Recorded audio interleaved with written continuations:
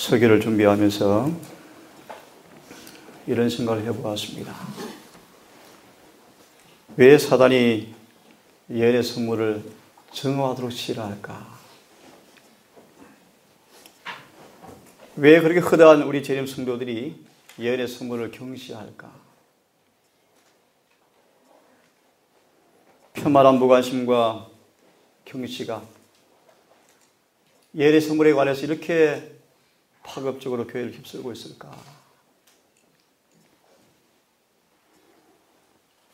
그 이유를 제가 개인적으로 결론을 내리게 되었습니다.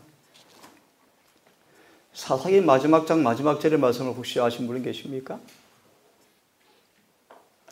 그들이 왕이 없으므로 어떻게 했다고요? 자신들의 옳은 대로 행하였더라.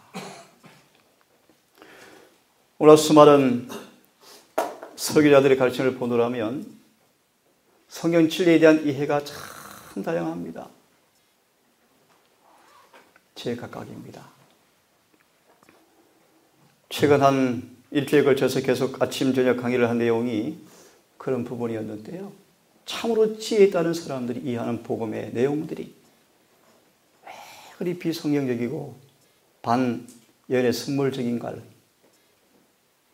보게 되어지면서 마음속에 큰 고민과 아픔을 생각하고 예언의 선물이 왜 우리에게 주어지는가에 대한 이해를 다시 한번 새롭게 하게 되어지면서 감사하는 시간들을 갖게 되어졌는데 질문을 한 번 드리고 말씀을 좀 시작할까 합니다.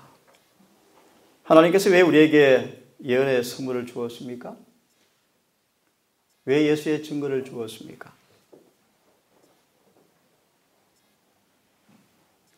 사서전 198페이지에 이렇게 기록하고 있습니다. 음숙한 꿈을 꾸었는데 계시 가운데 성경을 가운데 두고 교회의 증언으로 성경을 둘러싸이는 모습을 계시로 보았습니다. 어떤 계시를 보았다고요? 성경을 가운데 두고 성경을 교회의 증언으로 둘러싸고 있는 계시를 엘레나 화이트 꿈속에서 보게 되었습니다. 잘 들어보십시오. 그러나 증언에 내포되어 있는 바가 무엇임을 아는 사람들이 참으로 얼마 되지 않습니다. 그래서 그저 한 친구 전화처럼 예언의 신문 너무 많이 보지 마. 이런 궤변이 나오는 까닭입니다. 수많은 정의 설교자들이 예언의 선물을 설교 소스로만 사용하는 정도에 그치는 이유가 무엇인지를 아셔야 돼요. 결론 드립니다. 예언의 신은 수많은 사람들의 견해를 다 타부해버리고 명료한 분명한 구원의 진리를 천명하고 있습니다. 아무도 오해할 필요가 없고 속임당할 필요가 없고 무식할 필요가 없고 누구나 다 어떻게 우리가 구원을 얻는가에 관한 문제가 너무나 명료하게 대낮에 정오처럼 빛같이 환하게 밝기 때문에 예언의 신을 참으로 겸손하게 읽으신다면 하나님께서 말씀하신 그분의 분명한 뜻이 무엇인가를 오해할 필요가 없습니다. 오늘 제 제목이 참된 과학이 되는 복음인데 굉장히 중요한 심오한 복음의 과학입니다. 오늘 밤 내일 아침 자세하게 말씀을 드릴 텐데요. 자, 다시 보십시다. 증언에 내포되어 있는 바가 무엇임을 아는 이는 얼마 되지 않습니다.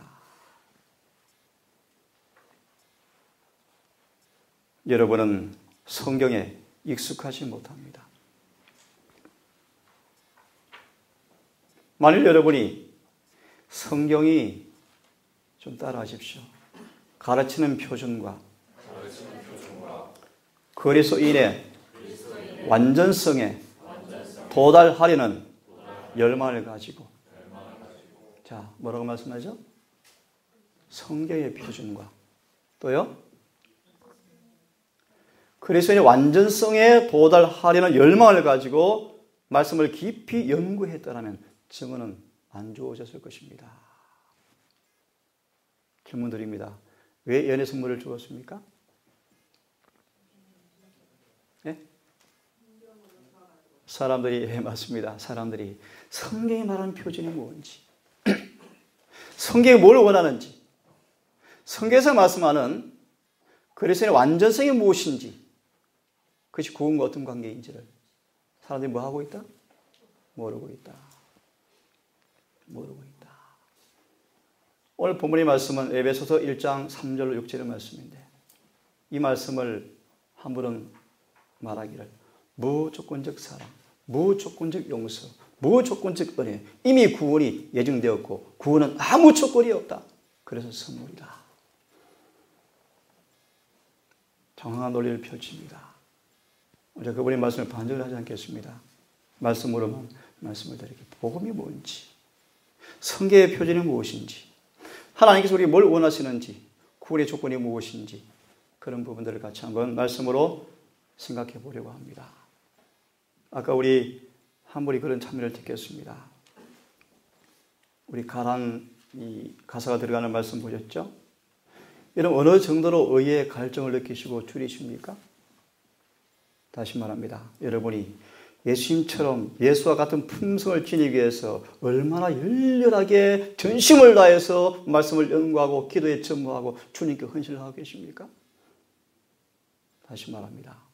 온 마음과 뜻과 정성과 힘을 다하여 말씀에 순종하기 위해서 은혜를 붙잡고 성령을 구하고 온 힘을 다해서 구주를 사랑하는 열심을 통하여서 우리의 품성을 변화시키는 은혜의 역사 앞에 얼마나 굴복하는 생애를 살고 계십니까? 단언합니다. 이런 열심이 없는 사람들은 죽은 사람들입니다.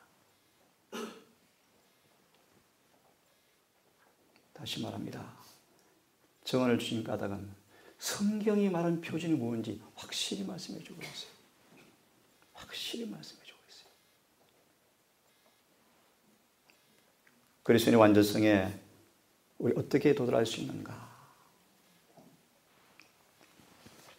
여러분, 예수 그리스도를 개인의 구주로 영접하셨습니까? 예수 그리스도. 단순한 이 성경의 말씀이지만 이 말씀 속에, 이 예수님의 이름 속에 성경이 다 담겨 있습니다. 다시 한번 말씀을 드리면 우리를 죄로부터 구원하시고 성령으로 침례주는 분 뜻입니다. 예수 그리스도 뜻은 예수 그리스도를 믿으십니까? 개인의 구주를 영접하십니까? 라는 사람 앞에 침례를 줍니까? 예수 그리스도는 우리를 죄로부터 해방시키시고 죄로부터 해방시키시고 죄를 그치게 하시고 죄에서 분리시키시고 다시는 죄를 짓지 않도록 성령으로 침례해 주는 분이 예수 그리스도 바로 그분이십니다. 이걸 다시 말씀을 드리면 우리 속에 잃어버린 그분의 품성을 회복하러 오신 분 뜻입니다. 예수 그리스도 그 뜻은 우리로 하여금 다시는 죄를 짓지 않도록 하시는 구원을 주는 분 뜻입니다. 그분은 우리를 죄를 사하시고 거룩하게 변화시키시고 온전케 하는 분 뜻입니다. 이것이 예수 그리스도 이름 속에 담긴 복음의 내용입니다. 그러므로 가랴법 기별 말씀에 여러 번 말씀을 드렸지만 이 엘렌화의 계시 가운데 하늘의 도성의 입구에 선 사람 앞에 그 도성에 들어가는 사람들, 원하는 사람들 앞에 던진 질문이 뭐였습니까? 그대가 성령을 받았습니까? 질문이었죠. 좀 더 정확하게 말씀드리면 성령 충만합니까? 그 질문입니다. 다시 단언합니다. 성령 충만이 구원의 조건입니다. 이른 비와 늦은 비를 통해서 여러분 속에 성령의 역사가 충만히 이루어지지 아니하면 우리는 구원과 관계없는 사람들입니다. 성령은 누구에게 주기를 기뻐하시는가? 사도행전 5장을 말씀 보시면 절겨 순종하는 사람들입니다.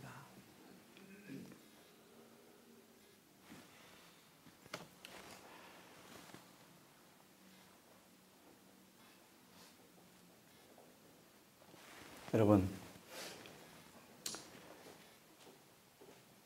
그리스도의 생애는 무엇으로 이루어집니까? 믿음으로 이루어지죠. 그렇습니까? 그 믿음의 기초는 무엇입니까? 하나님의 말씀입니다. 그러면 그 말씀을 믿는 믿음의 역사는 무엇입니까? 그 말씀이 그대로 이루어지는 것입니다. 다시 말합니다. 예수를 믿는 신자들의 생애는 믿음으로 이루어집니다. 그 믿음의 기초는 말씀입니다. 다시 말하면 말씀을 믿는 것이 신앙입니다. 그 참 믿음은 반드시 그들이 믿는 말씀이 역사되어집니다. 이루어집니다. 다시 말하면 믿음은 말씀을 이루어갑니다. 믿음은 그 말씀이 믿는 자 속에서 이루어집니다. 그 역사의 모습은 순종입니다. 믿음은 순종을 낳습니다. 그 순종은 율법과 조화된 일체의 삶으로 우리를 이끌어줍니다. 이 말씀 드린 까닭이 있습니다. 성경 말씀은 모든 말씀은 성경에 기록된 모든 말씀은 예수님 안에서 예만 있습니다.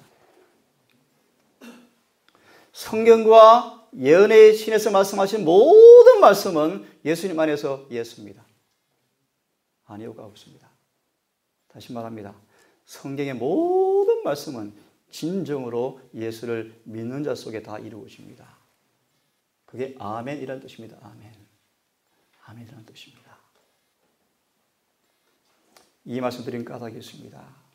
성경에 어떤 말씀이라도 인간의 안목에서 바라볼 때 도무지 불가능하게 보이는 말씀일지라도 주께서 말씀하신 말씀 앞에 아멘하기를 바랍니다.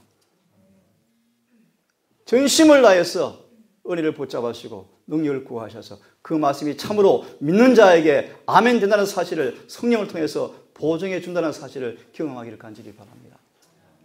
다시 예를 듭니다. 처녀 마리아에게 하나님께서 말씀하십니다. 내가 임신하겠다. 불가능입니다. 불가능. 미리 말합니다. 여러분들은 죄와 상관없는 사람 되셔야 합니다. 그것이 성경의 표준입니다. 그분이 오실 때는 참으로 죄가 하나라도 발견된 사람은 구원하지 못할 것입니다. 다르게 말합시다. 그분이 오실 때 그분을 닮은 사람은 하늘에 갈 것입니다. 성경의 표준입니다. 돌아옵니다. 처녀 마리아에게 성령 천사를 통하여 주께서 말씀을 선포하십니다. 처녀가 아이를 낳겠다? 소망은 말하기를 그것처럼 우리도 스스로 죄를 이길 수 없는 것은 사실이다.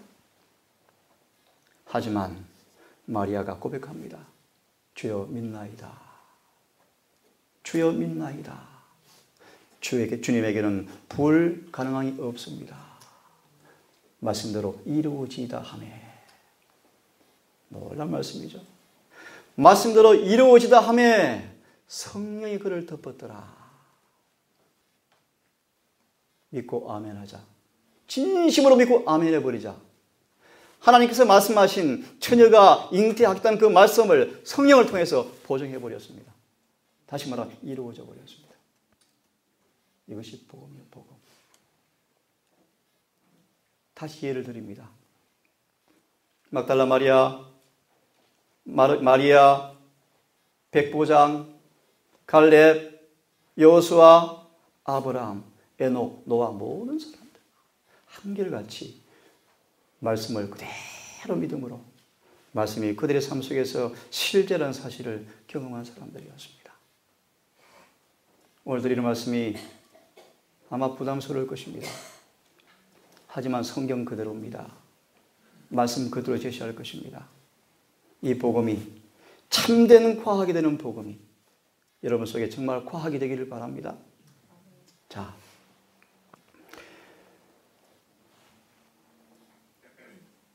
같이 한번 말씀을 읽어보겠습니다. 이 말씀 에베소서 1장 3절로 6절의 말씀이에요. 같이 읽어보겠습니다. 시작. 찬송하리로다. 하나님 곧 우리 주 예수 그리스도의 아버지께서 그리스도 안에서 하늘에 속한 모든 신령한 복으로 우리에게 복 주시되 곧 창세 전에 그리스도 안에서 우리를 택하사 우리로 사랑 안에서 그 앞에 거룩하고 흠이 없게 하시려고 그 기쁘신 뜻대로 우리를 예정하사 예수 그리스도로 말미암아 자기 아들들이 되게 하셨으니 이는 그의 사랑하시는 자 안에서 우리에게 거저 주시는 바 그의 은혜의 영광을 찬미하게 하려는 것이라. 이 본문을 가지고 계속해서 말씀을 자세하게 드리겠습니다. 이 본문의 내용을 이러한 제목하에서 접근하시고 이해를 하기를 좀 바랍니다. 그리스도 안에서라는 말의 의미가 뭔가? 창세전에 하나님께서 그리스도 안에서 우리를 택하셨어요. 이 말의 의미가 뭔가? 두 번째, 그래서 예수 안에서 택한 모든 사람 앞에 하늘에 속한 모든 신령한 복을 주신다고 말씀하시는데 이것이 뭔가? 세 번째로, 그리스도 안에서 택정함을 입었다. 이 택한 의미가 뭔가? 이미 구원은 무조건적으로 받기로 예정되었다. 인간의 논리입니다. 인간의 말. 그렇지 않습니다. 네 번째로, 사랑 안에서 흠이 없게 하시려고 뜻이 뭔 뜻인가? 4절, 4번의 말씀을 잘 이해할 수 있는 예언의 본문이 사도행적의 은혜로 변화를 입은 장 보시면 잘 나와 있습니다. 창세전에 그래서 예수 안에서 우리를 택하셔서 하늘의 모든 신령한 복을 주식으로 택하셔서 곧 그분의 사랑 안에서 우리로 흠이 없게 하시려고. 이 말의 의미가 뭔가? 이 사실을 올바르게 이해하실 분들은 사도 요한의 승화의 삶 속에 나타난 은혜로 변화를 받은 장을 보시면 이것이 사랑 안에서 우리를 흠이 없게 하시는 것이구나. 내가 이 특징을 받고 있구나 확인할 수 있어요. 한번 연구해 보기를 바랍니다. 오늘은 조금 터치할 겁니다. 내일 아침까지. 다섯 번째로, 예정하사의 의미가 뭔가?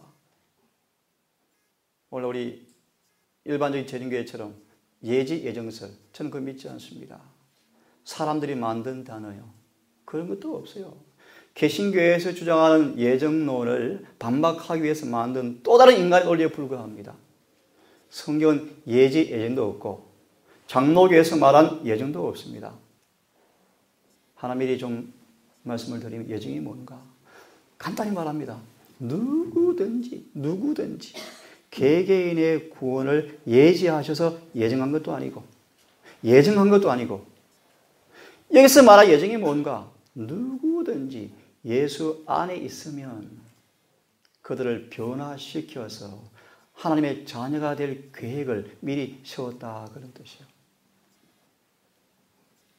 개인의 구원을 예정하고 개인의 구원을 전제하신 분께서 예정한 것이 아닙니다. 성경 그것이 아니에요.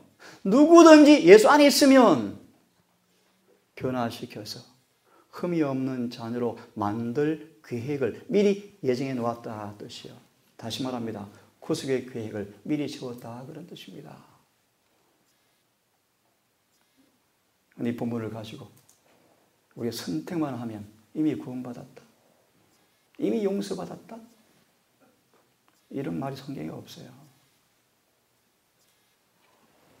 여섯 번째로, 은혜의 영광을 찬미한다는 말의 의미가 뭔가?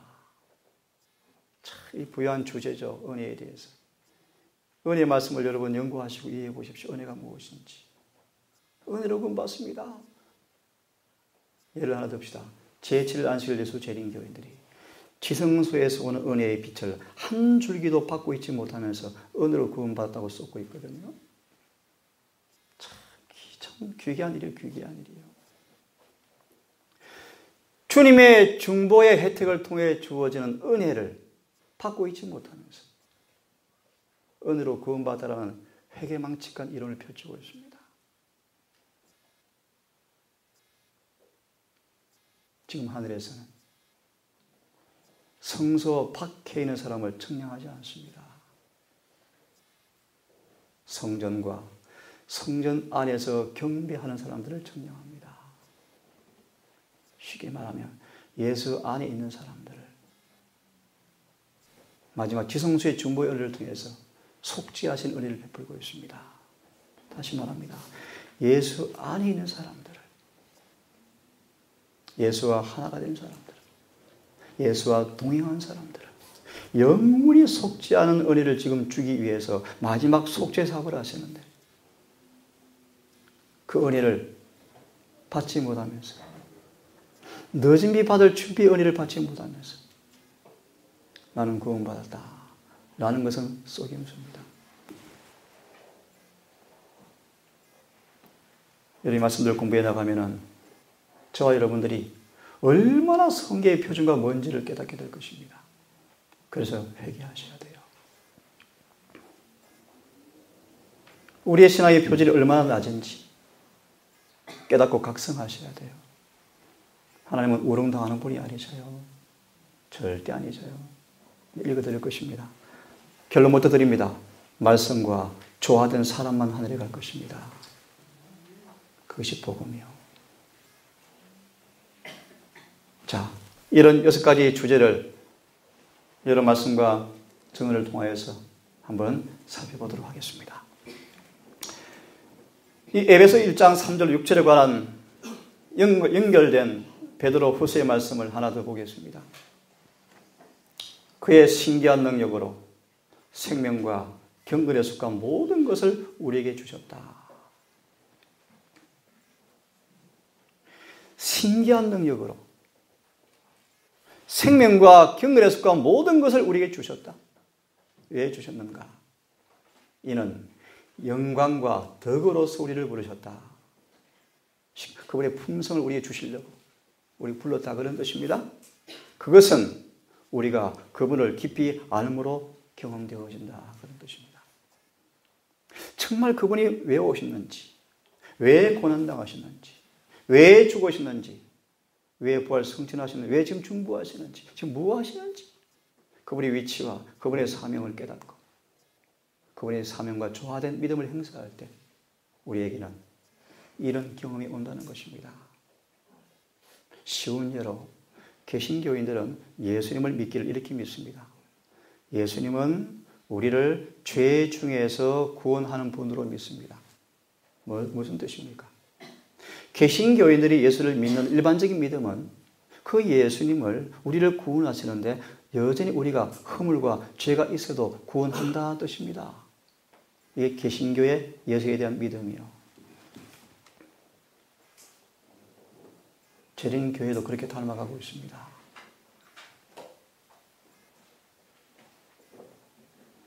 칭의로만 구원이 이루어지고 성화는 구원이 조건이 아닌 것처럼 자꾸 애를 쓰려고 강조하죠. 질문 하나 드리겠습니다. 우리에게 예수님이 어떤 분인가를 알려주는 마지막 교회에 준 선물이 하나 있습니다. 다시 말합니다.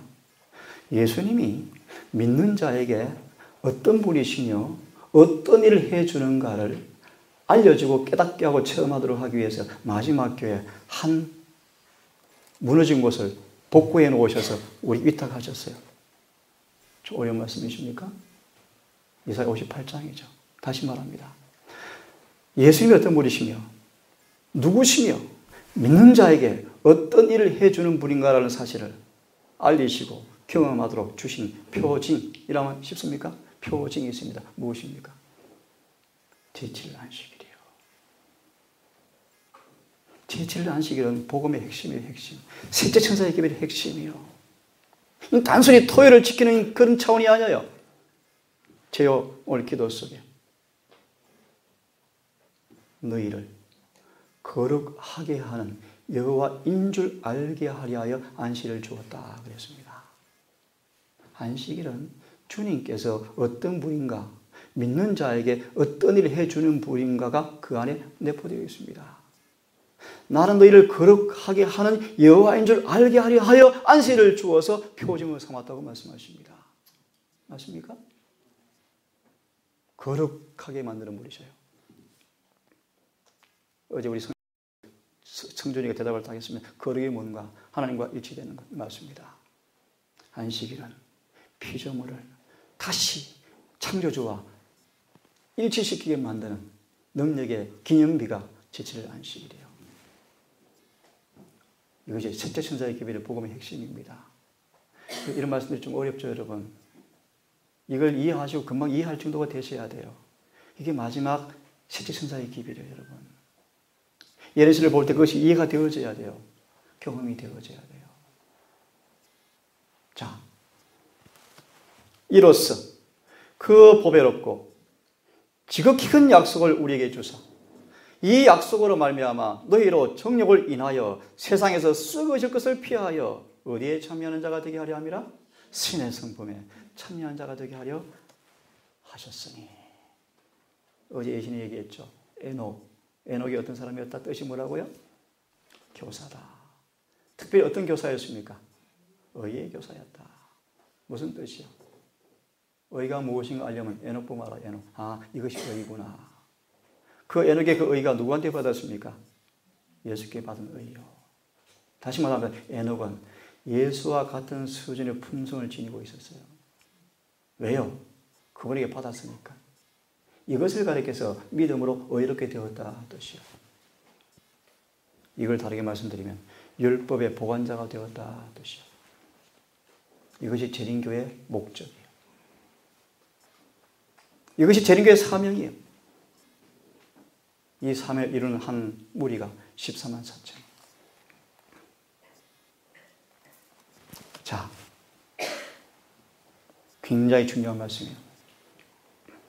우리가 하늘에 들어갈 때, 하늘 도서 입구에 서 있을 때 절대적으로 이해하셔야 합니다. 하늘은 여러분에게, 잘 보세요.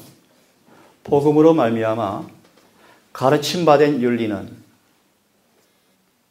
다시 말하면 복음을 통해서 인간에게 주어지는 그 의 수준, 도덕성, 품성, 표준, 그 윤리는 하나님의 마음, 곧 하나님의 뜻의 완전한 표준 외에는 인정할 수가 없다. 인정하지 않는다. 쉽게 말합니다. 하늘 도성 들어갈 때 여러분 속에 예수의 마음이 없이는 하늘에 들어갈 수가 없습니다. 이게 마태 22장이에요. 하늘에 가기 위해서는 반드시 세마포 옷을 입으셔야 돼요. 반드시 예수의 품성을 내 품성으로 만들어야 돼요. 반드시 예수의 정신과 그분의 품성과 목적과 뜻이 내 것이 되어야 돼요. 어떤 인간의 도덕, 어떤 인간의 봉사, 어떤 인간의 그 타고난 천품은 절대로 하늘에 갈 수 없어요. 하늘에 가는 유일한 의는 예수님 안에 있는 그 의를 우리가 받으셔야 돼요.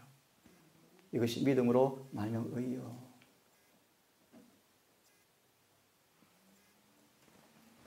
다시 보십시오.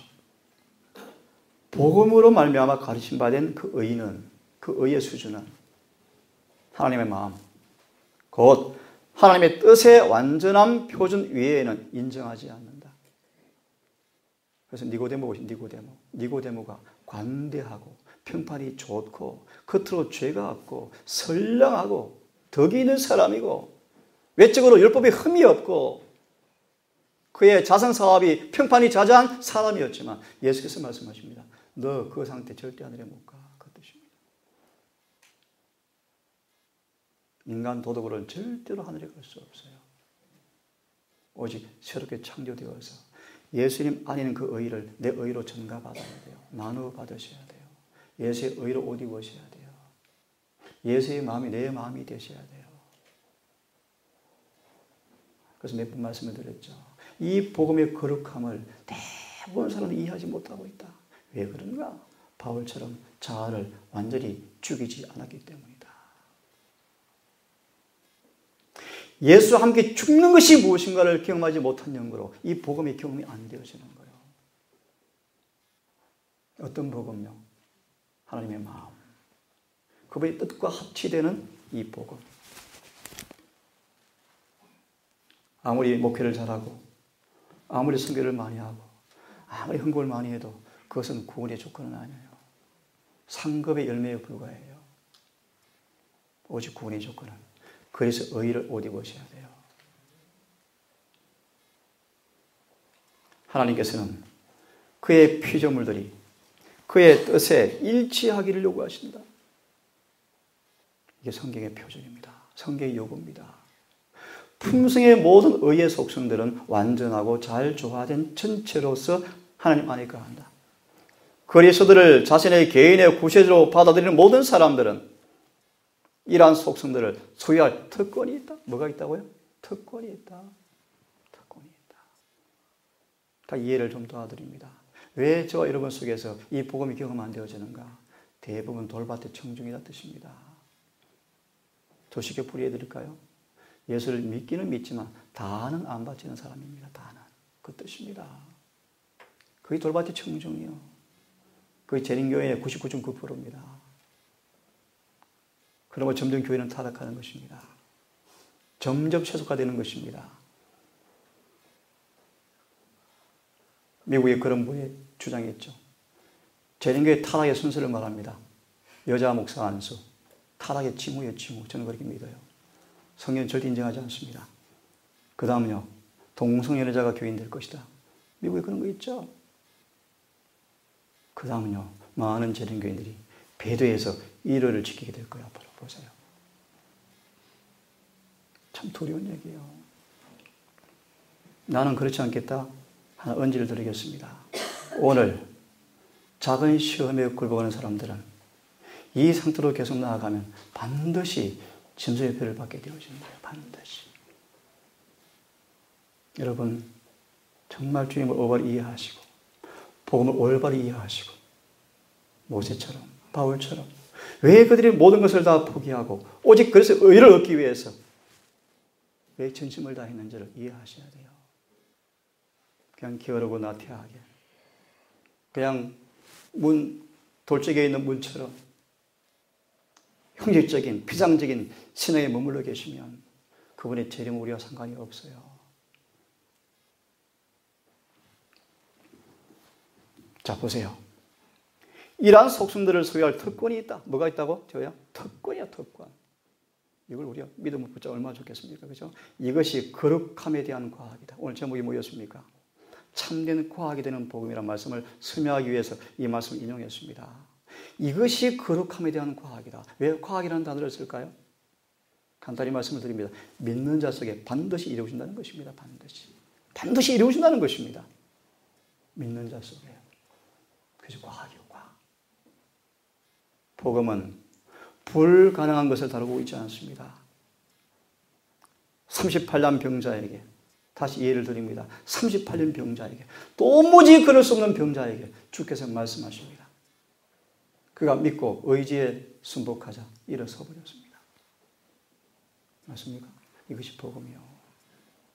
우리는 할 수 없지만 은혜는 충만합니다. 그분은 할 수 있는 분이십니다. 하나님의 영광은 그분의 품성이다. 이 품성은 그리스도의 생애 가운데 나타났다. 그가 자신의 모범으로서 육신 속에 있는 죄를 정죄하기 위하여 쉽게 풀이해드리면 이런 타락한 육체 가운데서 죄를 안 지었다 그런 뜻입니다. 이런 타락한 육체 가운데서 죄를 안 지고 살 수 있다 그런 뜻입니다. 육체가 죄된 본성이어서 죄를 지을 수밖에 없는 사람의 모습일지 모르지만 예수님은 그런 육체를 가지고 오셔서 그런 육체 안에서 아버지의 은혜를 붙잡고 그 육체를 이겼다 뜻입니다. 그는 육신 속에서 죄를 정죄하기 위하여 죄 많은 육신의 모양을 취하셨다. 어떤 육신을 취했다고요? 죄 많은 육신의 모양을 취하셨다. 이 모양이란 말을 또 논란이 심해요. 모양. 한마디로 똑같이 취하셨다. 이렇게 얘기하시면 돼요. 이걸 또 신학자들은 분석해요. 어떻게 분석하는가?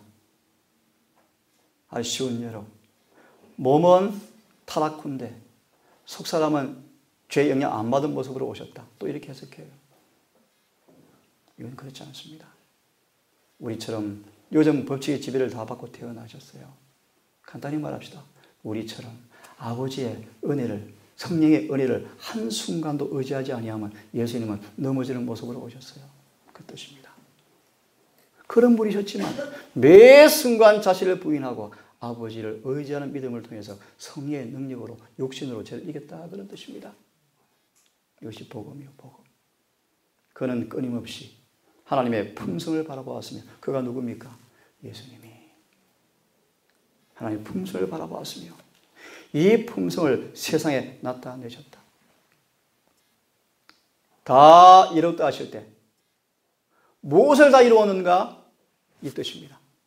이제 믿는 자에게 돌려줄 율법과 완전히 조화된 의의 품성을 완성해 놓았다 뜻입니다. 다 이루었습니다. 십자가에서.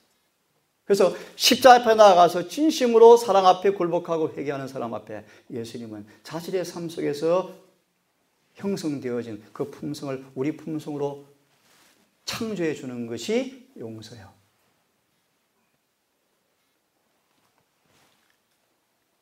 그리스도께서 그의 추종자들이 그들의 생애 가운데 이러한 동일한 품성을 나타내시기를 원하신다.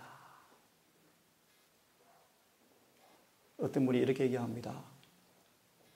예언의 신에서는 죄 짓지 않는 완전을 이야기하고 있지만 성경에는 그런 말이 없다라고 신학 박사가 이야기를 해요. 우리 교회 안에서. 통탄할 이야기입니다. 성경을 보십시오. 죄와 상관없는 의를 요구합니다. 죄 없는 품성을 요구합니다. 예언의 신은 그 사실을 확실히 말씀해 주고 있습니다.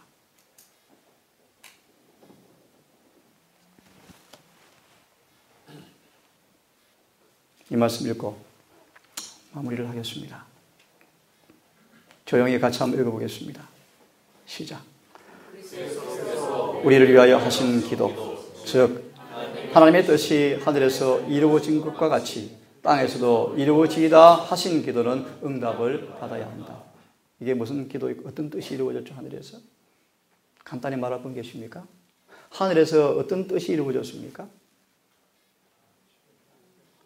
죄가 영원히 추방되어지고 의가 영원히 드러나 버렸습니다.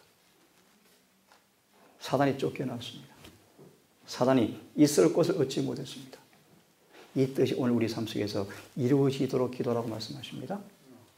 그 뜻입니다. 자, 마저 봅시다. 이 훌륭한 시작.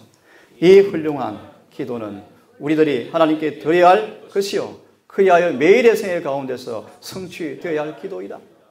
거룩함의 과학, 이 가르치는 윤리는 오직 하나님의 마음과 하나님의 뜻의 완전함의 표준 밖에는 인정할 다른 표준이 없다. 이것은 회개하고 변화함으로써 사람들이 받아야 할 그리스도의 마음과 품성인 것이다. 하나님께 뭐 한대요? 받는 것이다. 그래서 이렇게 연결합니다. 하나님께서는 모든 영혼이 영생을 얻도록 택하심을 입을 수 있는 조건을 당신의 말씀 가운데서 제시하셨다. 너무 분명한 말씀이죠. 구원의 조건이 없다? 무조건적인 구원이다? 무조건적으로 선택해버리셨다? 이미 창세 전에? 그런 말은 성경에 없습니다. 그분의 말이요, 그분의 말. 사람들 그걸 너무너무 좋아해요. 인기가 대단합니다. 그런데 예언실을 보십시오. 하나님께서는 모든 영혼이 영생을 얻도록 택하심을 입을 수 있는 조건을 당신의 말씀 가운데서 제시하셨는데, 같이 읽습니다. 시작. 그리스도를 믿는 믿음을 통하여 그분의 계명을 순종하는 것이다. 뭐 하는 것이라고? 순종하는 것이다. 그러면 그분의 계명에 순종하는 것이 택함의 조건인데 그 의미가 뭔가? 그 뜻이 뭔가? 오늘 다들 피곤해 보입니다. 죄송히 어려운지는 모르겠어요. 이것이 복음이요, 복음 여러분. 말씀 그대로 읽어주는 것입니다. 이것이 어려우면 기도하시고 하나님의 지혜를 구하셔야 돼요. 다시 말합니다. 영생의 택함의 조건이 있는데 영생을 얻기 위해서 택함 받아야 하는데 택함의 조건은 믿음을 통하여 순종하는 것인데 믿음을 통하여 순종하는 것이 무엇인가, 그 의미가 무엇인가를 설명하는 것입니다. 그 다음 같이 읽습니다. 시작. 하나님께서는 당신의 율법에 조화되는 한 인물을 선정해 놓으셨으며 누구든지 그분께서 요구하시는 이 표준에 도달하는 자는 영광의 나라에 들어갈 것이다. 어려운 단어 있습니까? 어렵단 말이 의미가 경험이 안 된단 말이죠. 그죠? 단어 어려운 게 없습니다. 우리 시은이도 이해할 수 있는 국어란 말입니다. 오해할 필요가 없어요. 그래서 조사 심판을 보시면 그들의 품성이 율법과 조화된 것이 판명되었을 때 죄가 도말되고 인이 치일 것이다 라고 말씀하잖아요. 그죠? 명백하죠. 여러분 정말 기도합시다. 성령을 구하십시다. 은혜를 전심으로 구하십시다. 기도로 주님과 씨름하는 것이 뭔가를 경험하십시다. 의의 줄에 목마른 심령으로 이 의가 내 속에 경험되어지기 위해서 얼마나 하나님께 기도로 씨름하고 말씀을 연구하고 성령을 구해야 될지를 이해하셔야 돼요. 오늘 마라나타 기사가 왔습니다. 부원장이 그런 글을 썼어요. 오늘날 선교사들 앞에 정직이 요구되어진다. 왜 뻥튀기해서 왜 보고하느냐. 마라나타 잡지에 그 기사가 올라와서 목사님이 써놓으셨더라고요. 뻥튀기 기사. 부풀려서 선교 보고하는 것. 써놨더라고요. 어떤 면에서 이런 말씀도 있죠. 하늘의 천사가 재림의 문 앞에 영혼들이 못 들어가게 막고 있대요. 막고 있대요. 교회는 영혼들 교회에 데려오려고 애를 쓰고 있죠. 해야 할 일입니다. 그런데 회개해야 돼요. 회개하지 않고 교인 되어지면 교회는 문제가 많습니다. 마저 끝내겠습니다. 그리스도께서 친히 아들을 믿는 자는 영생이 있고 아들을 순종치 아니하는 자는 영생을 보지 못하고 나더러 주여 주하는 자마다 천국에 다 들어갈 것이 아니요 다만 하늘에 계신 내 아버지의 뜻대로 행하는 자라야 들어가리라고 말씀하셨다. 요한계시록에서 그분은 그 두루마기를 빠른 자들은 복이 있으며 이는 저희가 생명나무에 나아가며 문들을 통하여 성에 들어갈 권세를 얻으려 함이라고 선언하신다. 인간의 최종적인 구원과 관련하여 이것이 하나님의 말씀에 나타난 유일한 특징이다. 여기까지 하겠습니다.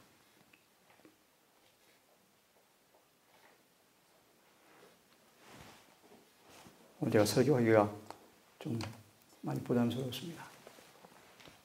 그런데 표정들을 보니까요. 하지만 여러분, 저를 비롯해서 더 많은 깊은 회개를 하시고 이 분명한 말씀 앞에 응하기 위해서 은혜를 간절히 구하시고 붙잡으십시다. 성령을 구하십시다. 기도하고 환영 예배를 마치겠습니다.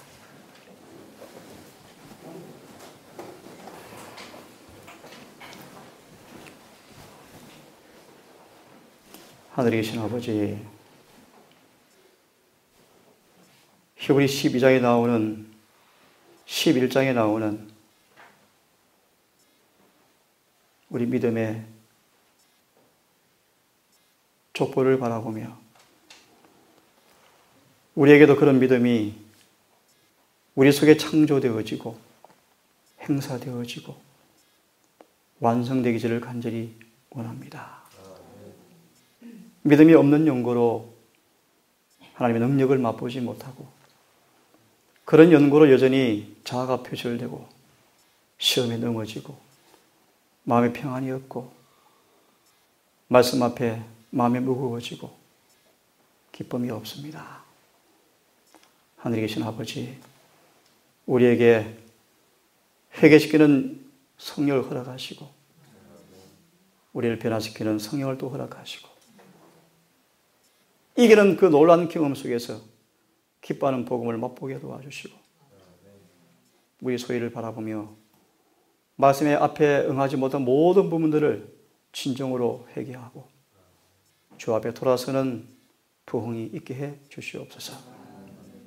아버지, 이 안식일 내내 우리 마음속에 참된 과학이 되는 복음을 깊이 묵상하고 이 복음을 체험하기 위해서 주님 주시는 생명과 경건에 속한 모든 복을 믿음으로 붙잡는 것이 무엇인가 알게 하셔서 이 말씀이 아멘 되게 해 주시옵소서.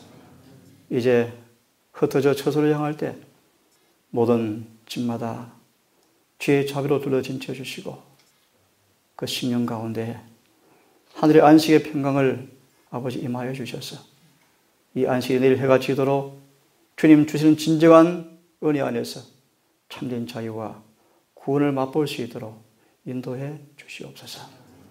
이 모든 말씀을 우리를 사랑하시는 예수님 이름 의지하여 기도 올리옵나이다. 아멘. 묵상으로 안식일 환영 예배를 마치겠습니다.